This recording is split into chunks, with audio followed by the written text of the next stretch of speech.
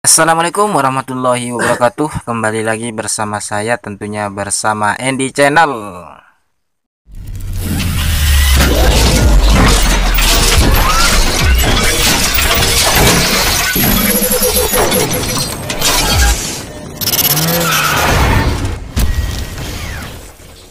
Oke, sahabat-sahabat dimanapun Anda berada, kali ini saya akan membuat akan menggarap, yaitu bleed Repsol yang karburator, teman-teman. Lagi-lagi bleed yang masuk ke sini, teman-teman.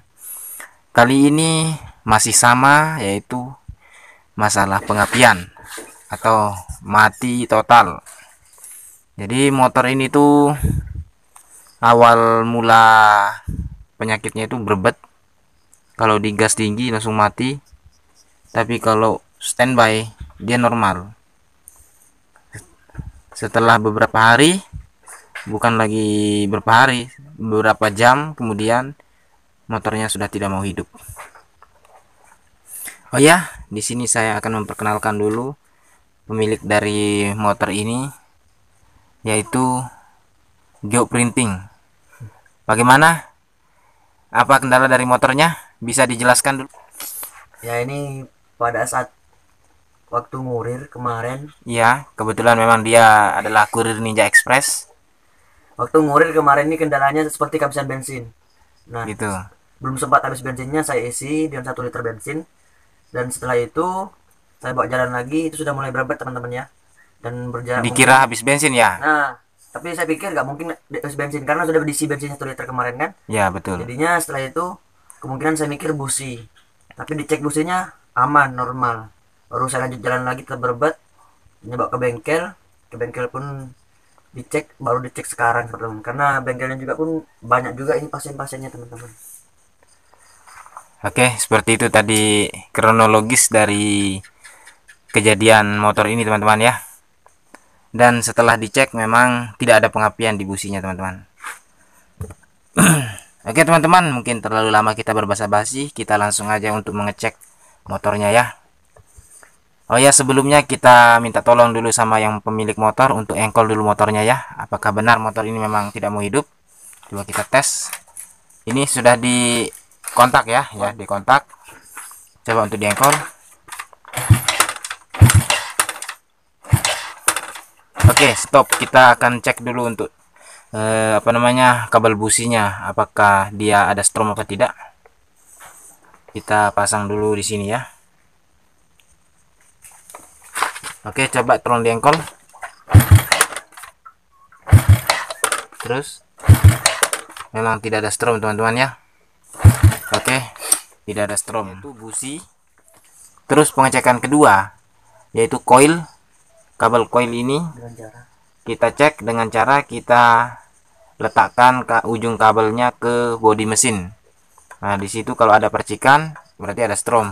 Karena tadi tidak ada percikannya berarti dia tidak ada strom. Itu pengecekan kedua. Terus untuk pengecekan ketiga, yaitu kabel coilnya. Kabel input coil yang dari kiprok. Nah, dengan cara menggunakan test pen. Jadi test pennya itu kita sambung sini satu dengan ke sini satu. Lalu kita kontak dan engkol. Jadi kita akan cek strom dari kiprok menuju ke coil. Apakah dari kiprok menuju ke coil ini ada strom?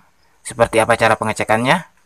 Di sini kan ada dua soket, teman-teman. Jadi bagaimana cara mengeceknya? Ini kita akan menggunakan test pen. Seperti ini. Oke, kita sekarang sudah menyediakan test pennya. Dan untuk kabel satunya kita pasang ke ini, ke soket warna hitam. Sebetulnya salah satu pun terbalik tidak apa-apa, teman-teman. Nggak apa-apa, mau yang ini, mau yang putih atau yang hitam tidak apa-apa. Jadi ini saya jepit besinya yang di dalam ya, soketnya ya, bukan karet yang di luar ini, tapi soket yang ada di dalamnya. Terus yang satunya kita pasang ke sini, ke besinya, ke soketnya ini. Nah, lalu kita akan lihat stromnya. Tapi sebelumnya jangan lupa untuk diengkol ya. Aduh, jatuh. Sorry, maksudnya jangan lupa untuk dikontak. Oke, sudah dikontak ya. Sebentar, saya matikan dulu lampunya, mungkin kurang jelas ya. Nah. Oke, sudah. Memang teman-teman, ini sudah dikontak dan diengkol. Di sini juga tidak ada strom. Tidak ada strom sama sekali. Ini pengecekan untuk langkah kedua. Langkah ketiga, teman-teman. Jadi kita sudah mengecek 3 langkah, teman-teman. Sekarang kita akan mengecek lagi langkah yang keempat. Apanya, teman-teman, yang harus dicek langkah keempat? Yaitu kiprok. Yang mana yang dibilang kiprok, teman-teman, atau regulator? Nah, langkah yang keempat yang dicek yaitu kiprok atau regulator. Yang mana yang dimaksud kiprok atau regulator? Yang ini, teman-teman. Nah, kita dari sebelah lagi.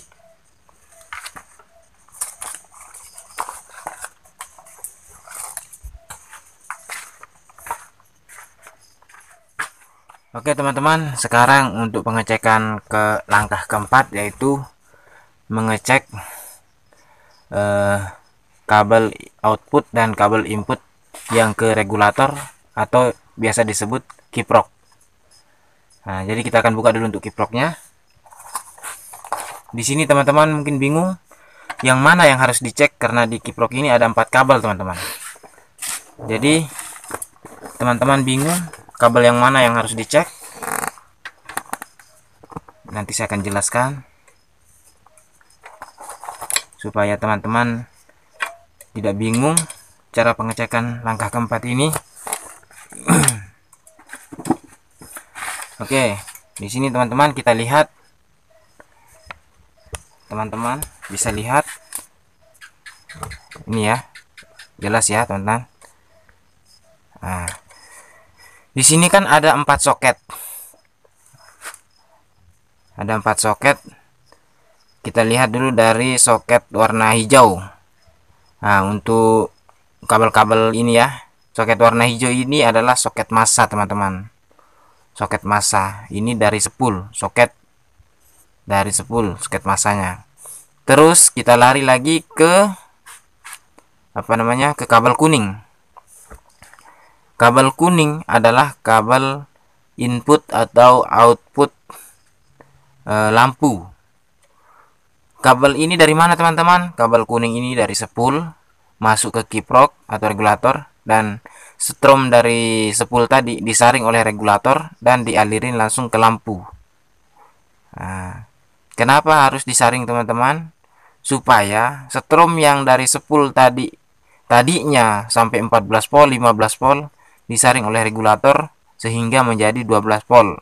Makanya lampunya tidak sampai meledak karena ada kiprok ini yang menyaring. Oke, sudah jelas, teman-teman. Sekarang kita berpindah lagi ke kabel warna putih. Kabel warna putih ini dari spool. Ini adalah kabel input dari spool yang masuk ke regulator dan dikeluarkan atau di output oleh kabel warna merah. Strom dari spool warna putih ini masuk ke kiprok dan keluar menjadi kabel warna merah. Kabel warna merah ini adalah kabel pengisian. Kabel pengisian ini masuk ke aki dan langsung masuk ke kunci kontak. Dan dari kunci kontak langsung masuk ke CDI. Dan dari CDI keluarlah ke coil. Begitu, teman-teman. Oke, sudah jelas? Jadi kita akan lihat lagi. Oke, jadi sekarang kita akan cek bagaimana cara pengecekannya untuk regulator yang masih hidup dan regulator yang sudah mati. Seperti apa cara pengecekan untuk langkah keempat ini? Caranya masih tetap sama dengan menggunakan test pen. Seperti apa?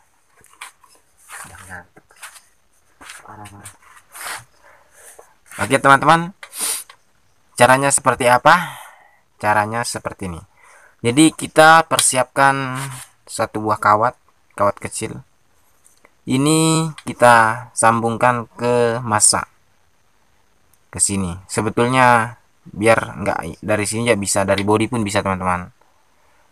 Oh ya, kita nggak usah pakai ini aja, kita langsung ke body aja ya, supaya tidak bingung. Jadi untuk test pen-nya itu kita sambungkan ke sini, ke body satu. Untuk test pen kita sambung ke body, dan yang satunya ini kita colokkan, apakah bahasanya teman-teman, kita sentuhkan ke kabel warna putih.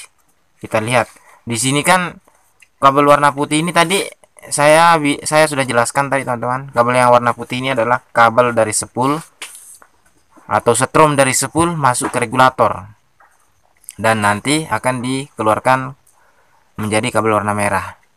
Jadi kita lihat dulu untuk kabel warna putihnya apakah ada setrum atau tidak.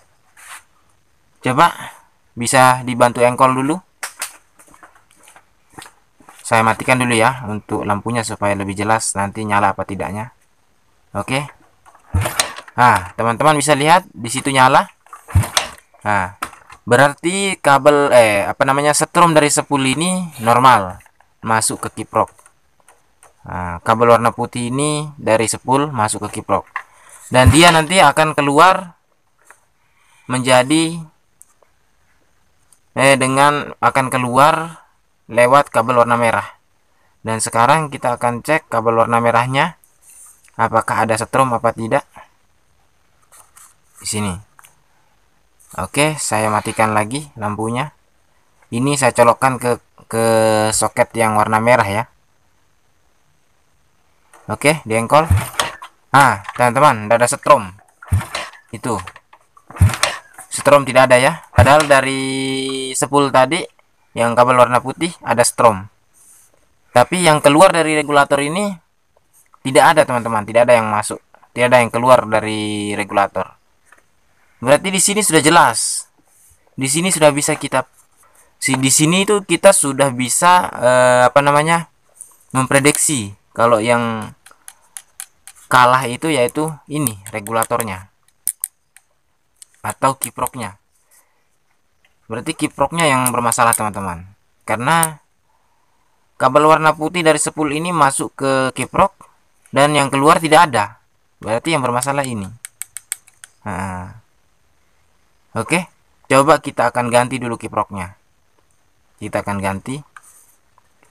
Oh ya, di sini mungkin teman-teman bingung kabel yang warna merah ini kemana.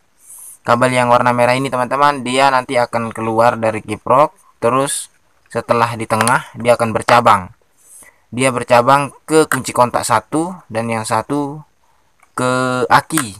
Nah, kalau kabel yang ke aki itu fungsinya untuk mengecas. Kalau yang ke kunci kontak itu tersambung ke CDI. CDI itu tujuannya untuk mengaktifkan CDI teman-teman.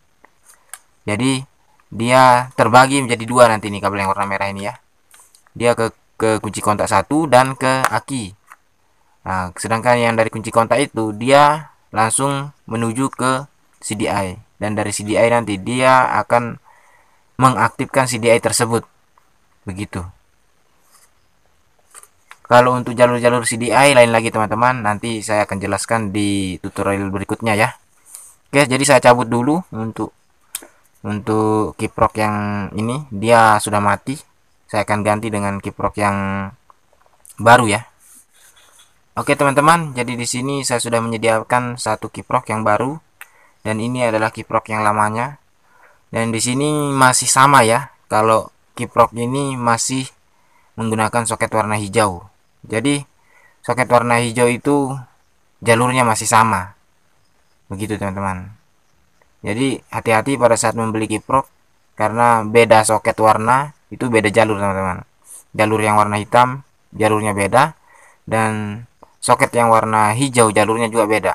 Jalur untuk pengisian, jalur untuk lampu, jalur massa itu beda. Tapi di sini saya sudah menyediakan untuk kiprok yang soket warna hijau masih sama dengan yang aslinya. Oke, saya sambungkan dulu.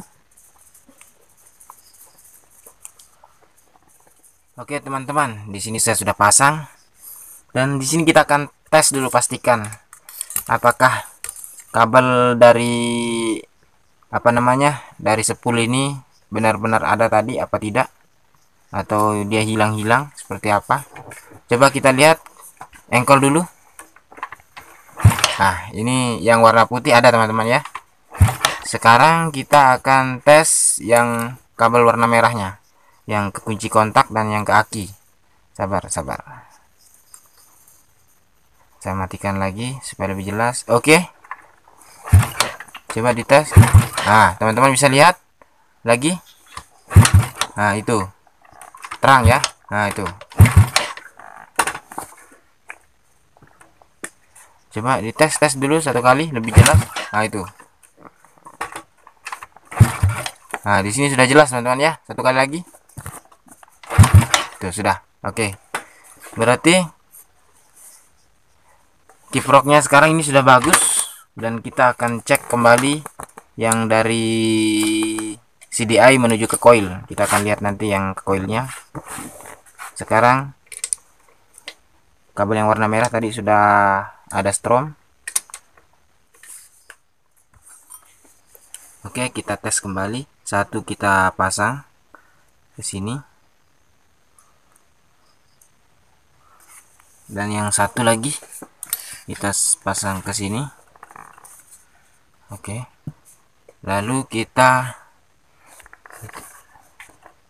matikan lampu. Oke, jadi engkol. Nah, itu teman-teman, jelas terang. Wush, bagus stromnya teman-teman, terang sekali ya. Nah, seperti itu caranya teman-teman. Kalau seperti itu tadi terangnya itu bagus ya. Jadi sekarang kita pasang kembali. Kita pasang teman-teman. Kita akan tes lagi kabel yang dari apa namanya? Yang dari coil tadi ini menuju ke busi. Kita akan tes.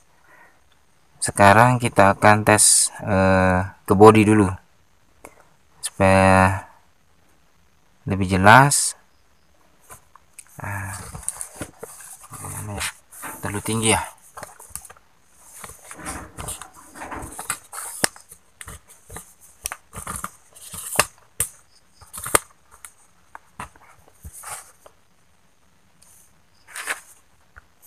Oke, minta tolong lagi sekali lagi untuk diengkol. Kita akan lihat. Nah, itu tar. Ya, coba diengkol dulu sekali lagi, kita lihat. Nah, itu teman-teman, itu sangat jelas kelihatan kalau apinya itu sangat deras. Oke, seperti itu. Nah, sekarang kita akan apa namanya? Pasang dulu untuk kabel businya, lalu kita tes motornya ya. Kita akan tes kembali. Ini sudah kelihatan jelas tadi untuk apa namanya? Setrumnya itu sudah terang ya. Jadi kita akan tes engkol. Sebentar, sabar. Saya mundur dulu tanpa digas ya. Oke, kita tes. Nah, teman-teman bisa lihat sendiri kan, motornya sudah bisa bunyi. Padahal tadi pemilik motornya itu sampai bengek ngengkol, motornya tidak mau hidup. Sekarang cuma satu kali engkolan tanpa digas sudah hidup teman-teman. Oke teman-teman, jadi saya matikan dulu, sudah cukup. Saya mau dengar dulu komentar dari pemilik motornya ya. Gimana komentar dari pemilik motor? Bagaimana pemilik motornya? Bagaimana perasaan setelah motor Anda bisa hidup seperti ini? Ya alhamdulillah, cukup senang. Ya bukan cukup senang ya, senang sekali dan bahagia lah teman-teman. Karena motor ini walaupun jarang dicuci, tapi teman-teman motor ini sangat membantu saya untuk mencari nafkah. Jadinya motor-motor ini nih teman seperjuangan saya teman-teman. Begitu. Jadinya terima kasih sekali untuk Bang Andy Channel, semoga tetap eksis dalam dunia YouTuber. Dan semoga diberikan kelancaran rezeki. Amin. Dan jangan lupa teman-teman ya, minta tolong untuk di subscribe, like, share, and comment. Oke, mungkin hanya itu. Oke teman-teman, itu tadi ulasan dari pemilik motor teman-teman. Jadi saya tidak bisa lagi berbasa-basi, sudah cukup sampai di sini dulu. Dan nantikan video saya berikutnya teman-teman ya. Oke, sekian dari saya dan salam Andy Channel.